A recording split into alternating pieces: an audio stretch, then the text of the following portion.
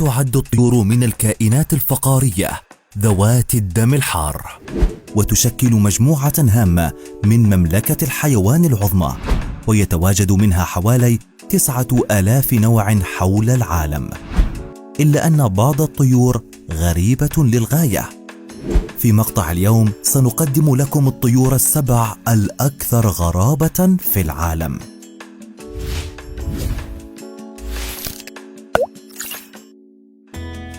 رقم 7. طائر البوت الشائع.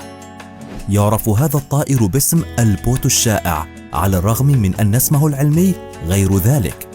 لقد جعله كل من شكله المروع وصوته المخيف بطلا للأساطير في أمريكا الجنوبية.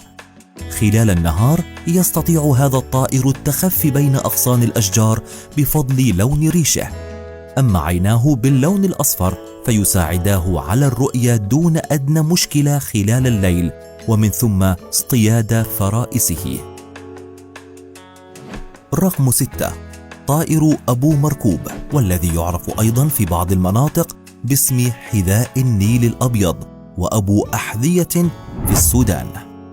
يأتي اسم هذا الطائر من شكل منقاره والذي يشبه الحذاء كثيرا.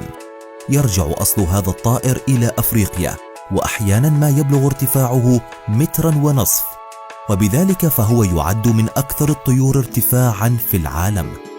يأكل الطعام في المساء فقط، ويبقى ساكنا هكذا من أجل انتظار فرائسه، ثم يقوم بمهاجمتهم بمنقاره بسرعة كبيرة. أما عن أنثى هذا الطائر فعادة ما تضع بيضتين، وبمجرد خروج الصغيرين من البيض يبدأ عراك باستخدام منقاريهما، ولا يستطيع البقاء على قيد الحياة سوى واحد منهما فقط. رقم 5. طائر البوق.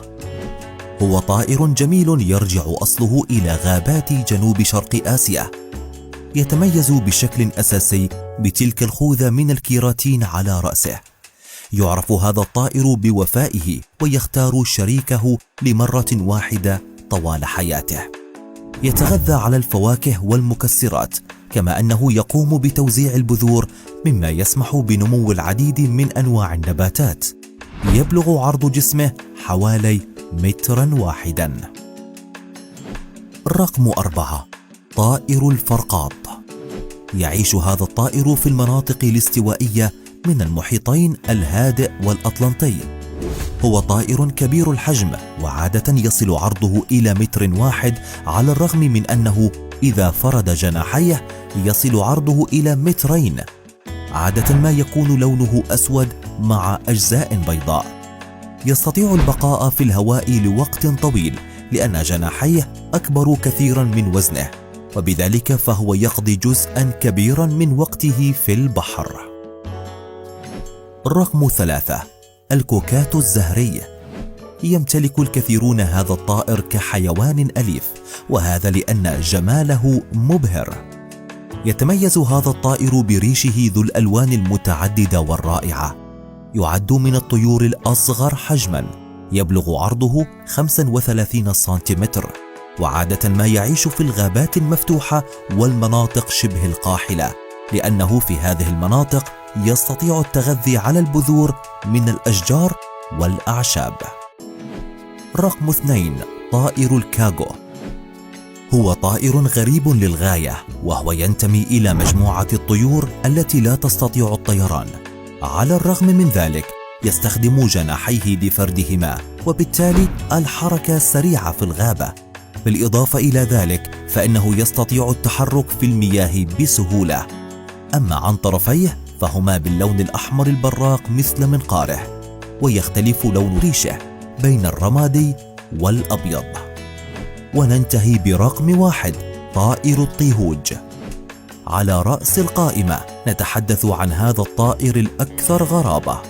يعيش في السهول المفتوحة والوديان المرتفعة. تم اكتشاف هذا الطائر لأول مرة في عام 2000. يتغذى على الحشرات وأوراق الشجر.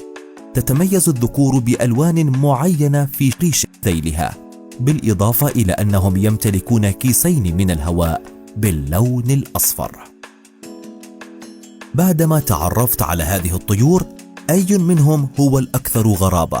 وما هو الذي أعجبك؟ هذا كل شيء لليوم.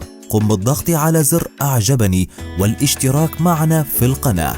نلقاكم بفيديو جديد من قناة متع ذهنك. شكرا على المشاهدة. مع السلامة.